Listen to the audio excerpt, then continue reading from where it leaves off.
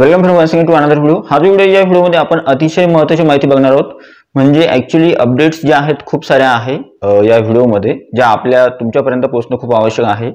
आचारसंहिता असेल किंवा वेगवेगळ्या गोष्टी आहेत, टीटी परीक्षा असेल, केंद्र प्रमुख परीक्षा असेल, रजिस्ट्रेशनची प्रक्रिया जी आहे त्या संदर्भात सुद्धा महत्त्वाची माहिती आहे।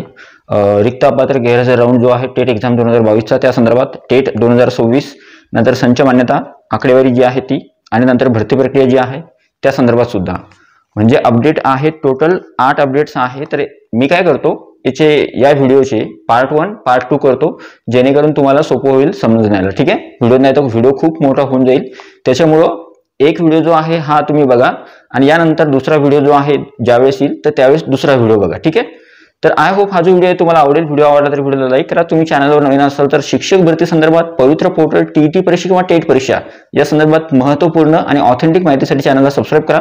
साइड्स नोटिफिकेशन बेल तर ऑलवर सेट करा, जेणेकरून तुमच्याकडून कोणत्याही प्रकारचे नोटिफिकेशन मिस होणार नाही। आणि हा टेलिग्राम चॅनलची लिंक, ज्याच्यावर तुम्हाला मी हे डॉक्युमेंट्स जे आहेत ते सेंड करणार आहे या व्हिडिओमधले, टेलिग्राम चॅनलची लिंक, व्हॉट्सअप चॅनलची लिंक सुद्धा तुम्ही जॉईन करा। त्याला सुद्धा अपडेट्स आपण देत असतो। आणि नंतर बाकीच्या चॅनलची लिंक सुद्धा डिस्क्रिप्शनमध्ये आहे, त्यांना सुद्धा तुम्ही जॉईन होऊ शकता किंवा सबस्क्राईब करू शकता। तर चला सुरू करूया आजचा व्हिडिओ। सगळ्यात अगोदर बघा, पहिली जी अपडेट आहे ती अशी आहे की आता आचारसंहिता जी आहे लागलेली आहे महाराष्ट्र राज्यामध्ये। राज्य निवडणूक आयोगाने जे आहे आचारसंहिता सद्यस्थितीमध्ये महाराष्ट्र राज्यामध्ये लागलेली आहे। आणि ही जी आचारसंहिता आहे हिची तारीख आहे नोव्हेंबर पासून, म्हणजे या महिन्यापासून ते येणाऱ्या 3 डिसेंबर 2025 पर्यंत आचारसंहिता चालणार आहे। आता उमेदवारांच्या मनामध्ये म्हणजे तुमच्या मनामध्ये वेगवेगळे प्रश्न असणार आहे शिक्षक भरती प्रक्रियेसंदर्भात। शिक्षक भरती 2025 असेल किंवा शिक्षक भरती 2022 असेल, ठीक आहे, टेट एक्झाम 2022। तर त्यानुसार कशा प्रकारे काय काय गोष्टी आहेत, त्या कोणकोणत्या गोष्टी होतील, कोणकोणत्या गोष्टी होणार नाही आचारसंहितेमध्ये, या संदर्भात तुम्हाला पूर्ण माहिती या व्हिडिओमध्ये मिळणार आहे, पार्ट 1 मध्ये आणि पार्ट 2 मध्ये। ठीक आहे, तर सगळ्यात अगोदर बघा, पहिली गोष्ट म्हणजे एक अपडेट जी आलेली आहे सद्यस्थितीमध्ये ती अशी आहे, ती आहे महाराष्ट्र गव्हर्नमेंटची जी महाटीईटी 2025 आहे, जी 23 नोव्हेंबरला होणार आहे, ती पुढे जाणार आहे का? तर त्या संदर्भाचं जे उत्तर आहे ते उत्तर आहे नाही। ही जी एक्झाम आहे, ज्यांनी फॉर्म भरलेला आहे महाटीईटी 2025 चा, त्यांची एक्झाम 23 नोव्हेंबर 2025 रोजीच होणार आहे। ठीक आहे, आता फक्त याच्यामध्ये थोडा बदल झालेला आहे। बदल काय झालेला आहे, तो कोणता बदल आहे ते सुद्धा सांगतो। इथे तुम्ही प्रसिद्धीपत्रक पाहू शकता, हे प्रसिद्धीपत्रक आहे। महाराष्ट्र राज्य परीक्षा परिषद यांच्या ऑफिशियल वेबसाईटवर प्रसिद्धीपत्रक आलेलं आहे। मी तुम्हाला टेलिग्राम चॅनलला, व्हॉट्सअप चॅनलला सुद्धा देतो, तुम्ही वाचू शकता। याच्यामध्ये बदल काय करण्यात आलेला आहे बघा, आता जवळपास 5 लाख अभियोगधारकांनी या परीक्षेचा फॉर्म भरलेला आहे। म्हणजे एवढे सगळे विद्यार्थी जे आहेत टीटी परीक्षा देणार आहेत। आणि संख्या का वाढली होती, तुम्हाला मी अगोदर सांगितलं होतं की टीटी पास असणाऱ्यांची संख्या खूप कमी आहे, आणि टीटी अजूनही काही शिक्षक असतील। आता सुप्रीम कोर्टाचा निर्णय आलाय की टीटी कंपल्सरी करा किंवा टीटी अनिवार्य आहे, त्याच्यामुळे टीटी परीक्षेचा फॉर्म खूप साऱ्या अभियोगधारकांनी भरलेला आहे। त्यापैकी ज्यांचं मराठी मीडियम आहे किंवा बाकीची मीडियमचं आहे त्यांना काही हरकत नाहीये, पण ज्या विद्यार्थ्यांचं किंवा ज्या परीक्षार्थ्यांचं याच्यामध्ये काय दिलेलं आहे बघा, बंगाली, कन्नड, तेलुगू आणि गुजराती असं मीडियम ज्या अभियोगधारकांचं आहे किंवा परीक्षार्थ्यांचं आहे, त्यांचं सेंटर जे आहे त्यांना उपलब्ध करून देण्यात येत आहे। म्हणजे अगोदर त्यांनी कोणतं ऑप्शन दिलं होतं सेंटर म्हणून, आणि त्यानंतर मग ऑप्शन बघा, हे एवढे ऑप्शन आहेत, तुम्हाला एवढे सेंटर दिलेले आहेत। आता म्हणजे तुम्ही तुमच्या मीडियमनुसार, जर तुम्ही बंगाली मीडियम मध्ये असाल तर तुम्हाला कोणकोणते सेंटर अलॉट करण्यात आलेले आहे ते बघून घ्या।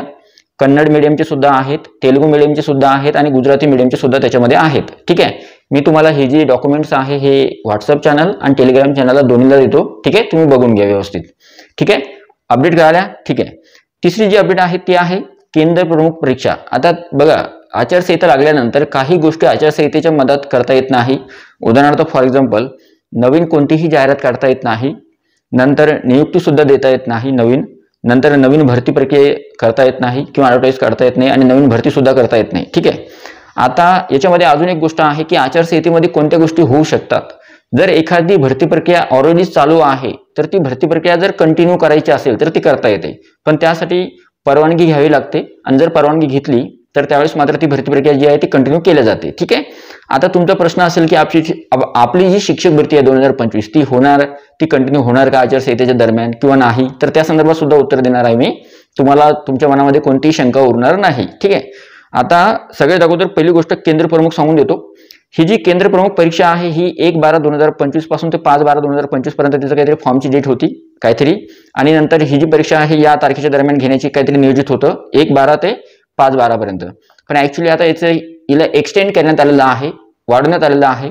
जानेवारी फेब्रुवारीमध्ये जे आहे या परीक्षेला घेण्यात येईल आणि याच्या समोर सांगितलेलं आहे की त्यांनी काही तांत्रिक कारणामुळे जी आहे ही परीक्षा डिले झालेली आहे किंवा एक्सटेंड करण्यात आलेली आहे, लांबवण्यात आलेली आहे. ठीक आहे, म्हणजे आचारसंहितेचा परिणाम जो आहे या परीक्षेवर आपल्याला झालेला दिसतोय. केंद्र प्रमुख जी परीक्षा आहे त्या संदर्भात हे आहे प्रसिद्धीपत्रक. याच्यामध्ये सर्व माहिती आहे. हे सुद्धा डॉक्युमेंट मी तुम्हाला व्हॉट्सअप चॅनल आणि टेलिग्राम चॅनलला देतो. ठीक आहे, आता महत्त्वाच्या गोष्टी बघितल्या आपण, म्हणजे या सगळ्या महत्त्वाच्या गोष्टी बघितल्या. आता याच्यानंतर अजून महत्त्वाच्या गोष्टी कोणत्या आहेत त्या सुद्धा बघणार आहोत आपण. आता आहे पवित्र पोर्टलचं रजिस्ट्रेशन. तर त्या संदर्भात माहिती काय आहे बघा. सगळ्यात अगोदर विद्यार्थ्यांच्या मनामध्ये प्रश्न आहे की पवित्र पोर्टलचं रजिस्ट्रेशन नेमकं कधी सुरू होणार. टेट एक्झाम 2025 दिली, रिझल्ट आला, रिझल्ट लागला उशिरा थोडा. रिझल्ट आल्यानंतर उमेदवारांना प्रतीक्षा आहे दोन गोष्टी ऍक्च्युली 2 किंवा 3 गोष्टींची प्रतीक्षा आहे. एक म्हणजे पवित्र पोर्टलची नोंदणी प्रक्रिया किंवा पवित्र पोर्टलचं रजिस्ट्रेशन लवकरात लवकर सुरू व्हावं आणि दुसरी महत्त्वाची गोष्ट संच मान्यता सुद्धा लवकर सुरू व्हावी, कंप्लीट व्हावी, आकडेवारी समोर येईल. आणि तिसरी महत्त्वाची जी गोष्ट आहे ती आहे पवित्र पोर्टल नंतर भरती प्रक्रिया जी आहे शिक्षक भरती 2025 ती सुद्धा आचारसंहितेच्या दरम्यान सुरू राहील का, या संदर्भाचं जे उत्तर आहे ते काय आहे बघा. सगळ्यात महत्त्वाचं म्हणजे पवित्र पोर्टल रजिस्ट्रेशन, ज्याप्रमाणे मी तुम्हाला अगोदरच्या काही व्हिडिओमध्ये सांगितलं होतं की पवित्र पोर्टलचं रजिस्ट्रेशन संदर्भात काही गोष्टी वरिष्ठ लेवलपर्यंत पोहोचल्या आहेत. त्यांना माहिती आहे की परीक्षार्थी वाट बघतायत सद्यस्थितीमध्ये पवित्र पोर्टलच्या रजिस्ट्रेशनची. तर तुमच्यासाठी महत्त्वाची माहिती अशी आहे की पवित्र पोर्टलचं रजिस्ट्रेशन आचारसंहितेच्या मध्ये म्हणजे आता सद्यस्थितीमध्ये नोव्हेंबरमध्ये पवित्र पोर्टलचं रजिस्ट्रेशन केलं जाऊ शकतं. त्याच्यासाठी कोणत्याही प्रकारची अडचण येणार नाही.